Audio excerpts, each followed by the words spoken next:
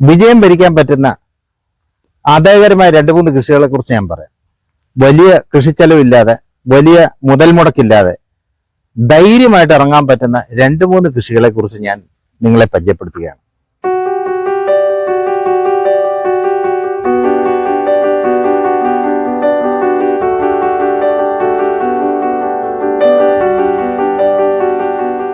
ഇപ്പൊ അടുത്ത കാലത്ത് നമ്മുടെ കേരളത്തിലെ വൻതോതിൽ പുതിയ തലമുറ ഇറങ്ങിയിട്ടുള്ള ഒരു കൃഷിയാണ് ഡ്രാഗൺ ഫ്രൂട്ട്. ഡ്രാഗൺ എന്ന് പറയുന്നത് ഒരു വിദേശ വിള തന്നെയാണ്. ഈ വിദേശ വിള ഇപ്പോ വളരെ വിജയകരമായിട്ട് കൃഷി ചെയ്യുന്ന ധാരാളം ആൾക്കാരുണ്ട്. പ്രത്യേകിച്ച് ഒട്ടും ഫലഭൂഷ്ടമല്ലാത്ത പ്രദേശങ്ങളിൽ, അതായത് ചരിഞ്ഞ മലമ്പ്രദേശങ്ങളിലും പിന്നെ ഒട്ടും വെള്ളം കിട്ടാത്ത സ്ഥലങ്ങളിലും ഒക്കെ കൃഷി ചെയ്യാൻ പറ്റിയ ഒരു വിദേശ ഫ്രൂട്ടാണ് അടുത്ത കാലത്ത് പ്രചാരം നേടിക്കൊണ്ടിരിക്കുന്ന ഒരു വിളയാണ് ഡ്രാഗൺ ഫ്രൂട്ട്. അപ്പം അതും നമ്മുടെ റാന്നി, പത്തനംതിട്ട ജില്ലകളിൽ ആണ് ഏറ്റവും കൂടുതൽ ഇപ്പൊ നമ്മുടെ കേരളത്തിൽ കൃഷിയുള്ളത്. പാലക്കാട് ജില്ലകളിലൊക്കെ വേണമെങ്കിൽ ഇത് പരീക്ഷിക്കാവുന്ന ഒരു കൃഷിയാണ്. ഡ്രാഗൺ ഫ്രൂട്ടും മലയാളിയുടെ ഫ്രൂട്ട് മെനുവിൽ വന്നിട്ടുള്ള ഒരു പുതിയ ഫ്രൂട്ടാണ്. വലിയ വലിപ്പത്തിലുള്ള ഒരു പഴം തന്നെ ഒരു 300 ഗ്രാം 400 ഗ്രാം വലിപ്പമുള്ള നല്ല അലുവ പോലിരിക്കുന്ന തരത്തിലുള്ള ഡ്രാഗൺ ഫ്രൂട്ട് പല ഫ്ലേവറിൽ കിട്ടും. പല ഫ്ലേവറിൽ എന്ന് പറഞ്ഞു കഴിഞ്ഞാൽ ഇപ്പം വാഴപ്പഴം, നമുക്ക് പല പൂവമ്പഴമുണ്ട്, ഞാലിപ്പൂവനുണ്ട്, ഏത്തവാഴയുണ്ട്. ഇതിലേത് പഴമാ കൊള്ളാവുന്നതെന്ന് ചോദിക്കുന്ന പോലെ ഇത് തന്നെ പല വെറൈറ്റി ഉണ്ട്. നല്ല ചുവന്നതുണ്ട്, മഞ്ഞയുണ്ട്, വെള്ളയുണ്ട്. അതായത് അതിനകത്തുള്ള ഫ്രൂട്ടിന്റെ കളറാണ് ഞാൻ പറഞ്ഞത്. അപ്പൊ ഇതിനൊക്കെ ഓരോ ടേസ്റ്റുമാണ്. ചിലർക്ക് ചുവന്ന ഡ്രാഗൺ ഫ്രൂട്ടാണ് ഇഷ്ടം, ചിലർക്ക് മഞ്ഞ നിറത്തിലുള്ളതാണ്, ചിലർക്ക് വെള്ള നിറത്തിലുള്ളതാണ്. നമ്മളിപ്പം പൂവമ്പഴം ഇഷ്ടപ്പെടുന്നവരുണ്ട്, ഞാലിപ്പൂവൻ ഇഷ്ടപ്പെടുന്നവരുണ്ട്, കപ്പപ്പഴം ഇഷ്ടപ്പെടുന്നവരുണ്ട്. അപ്പൊ അവര് ഓരോരുത്തരുടെയും ടേസ്റ്റ് വ്യത്യാസമാണ്. എന്തായാലും പലതരത്തിലുള്ള ഇനങ്ങൾ ഡ്രാഗൺ ഫ്രൂട്ടിലുണ്ട്. അപ്പം കൂടുതൽ ഡിമാൻഡുള്ള ഫ്രൂട്ട് ഏതാണെന്ന്, അതായത് നമ്മുടെ മാർക്കറ്റിൽ ഏതാണ് ഡിമാൻഡ് എന്ന് വെച്ചാൽ അത് കണ്ടെത്തി ആ ഇനങ്ങൾ, മലേഷ്യൻ ഇനങ്ങളാണ് അധികമുള്ളത്. മലേഷ്യൻ റെഡ് എന്നൊക്കെ പറഞ്ഞ ഏറ്റവും പോപ്പുലർ ആയിട്ടുള്ള ഒരു വെറൈറ്റിയാണ്. അപ്പൊ അത്തരത്തിലുള്ള നല്ല വെറൈറ്റി കൊണ്ടുവന്നിട്ട് നമുക്ക് കൃഷി ചെയ്യാം.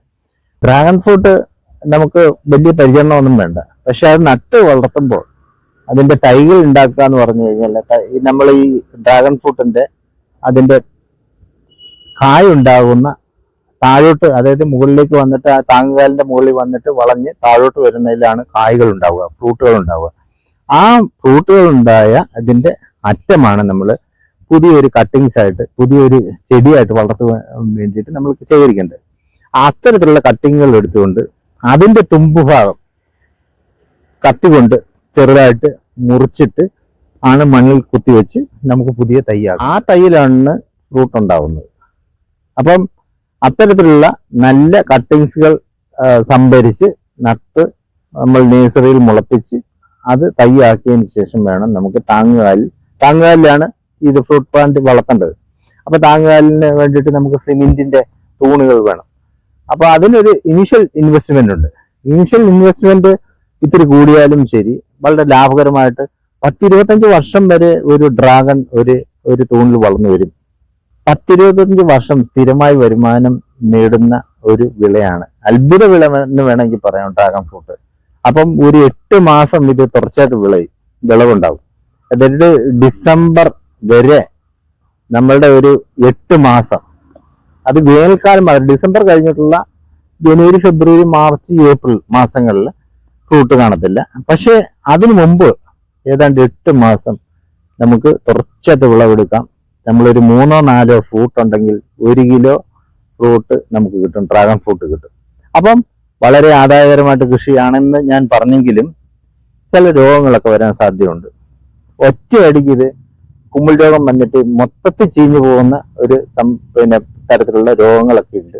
പക്ഷെ അത് കൃത്യമായിട്ടൊരു നമ്മൾ മനസ്സിലാക്കി അതിന് കൃത്യമായിട്ടുള്ള മരുന്നുകളൊക്കെ ചെയ്തു കഴിഞ്ഞാൽ, അതിനുള്ള കുമിൾനാശിനികളൊക്കെ ചെയ്തു കഴിഞ്ഞാൽ തീർച്ചയായിട്ടും ഇത് കൃഷി നഷ്ടമാവാതെ നമുക്ക് അതിനെ രക്ഷിച്ചെടുക്കാൻ കഴിയും. പലപ്പോഴും കൃഷിക്കാര് അത് എന്തെങ്കിലും ലൊട്ടിലൊടുക്ക് മരുന്ന് കൊണ്ട് ചികിത്സിക്കാമെന്നാണ് നമ്മൾ വിചാരിക്കുന്നത്. ഇപ്പൊ നമുക്കൊരു അസുഖം ഉണ്ടായാൽ നമ്മൾ കൃത്യമായിട്ട് ഡോക്ടറെ കാണും, ഡോക്ടർ പറയുന്ന മരുന്നേ ചെയ്യത്തുള്ളൂ.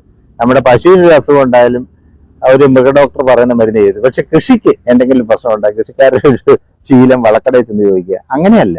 നമ്മൾ കൃത്യമായിട്ട് ഒരു കൃഷി വിദഗ്ധനോട് ചോദിച്ചുകൊണ്ട് അത് എന്ത് മരുന്ന് ഉപയോഗിക്കണം, അല്ലെ എന്ത് വളം ഉപയോഗിക്കണം, അങ്ങനെ ചെയ്യുമ്പോഴാണ് കൃഷി ശാസ്ത്രീയമാവുന്നത്.